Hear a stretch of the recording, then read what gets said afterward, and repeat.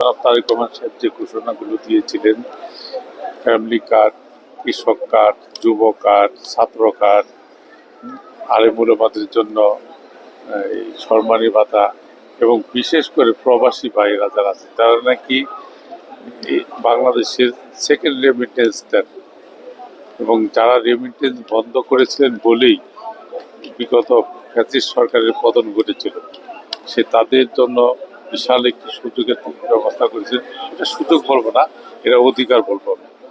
তাদের ন্যায্য অধিকার প্রবেশ হয়, এই ভোগান্তির সৃষ্টি যেন না হয়। তাদের পরিবার যারা যেখানে থাকে সেখানে হয়তো পরিবারের সংখ্যা কম, পাশের যারা আছে তারা অত্যাচার করতে চায়, জমি দখল করতে চায়, এগুলো যেন না করতে পারে। এর জন্য কিন্তু আমি ব্যক্তিগতভাবে দুহার্নগঞ্জে 2টি প্রবাসী বুথ খোলার পরিকল্পনা নিয়েছি, এবং সারা দেশের জন্য এইভাবে খোলা হয়, যার মাধ্যমে আমাদের প্রবাসী ভাইরা এবং তার পরিবাররা এই নির্যাতন অত্যাচারের হাত থেকে পরিত্রাণ পায়।